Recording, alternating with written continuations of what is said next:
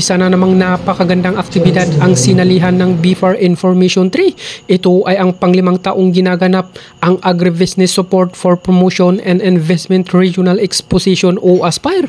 Ang layunin nito ay para matulungan ang mga iba't ibang fisherfolk at magsasaka na ibenta at makilala sa merkado ang kanilang produkto. Maliban pa dito, bago matapos ang programa ay may pagsasanay na gaganapin. Ito ay ang Educational Financial Literacy upang sa ganun ay matutunan nila kung paano magtipid at i-manage ang kanilang pinagbintahan o ang kanilang kapirahan. Dahil karamihan sa ating Pinoy kapag gumastos ay 1D millionaire, kaya walang nangyayari sa buhay. Ay naku po, excuse me po. Sa pagkakataong ito ay sinamantala ng BIFAR Info 3 na namahagi ng Information Education Campaign Materials para lalo pang mas mabilis lumaganap ang impormasyong serbisyo at programa ng ahensyang pangisdaan gitnang Luzon para sa ating mamamayan.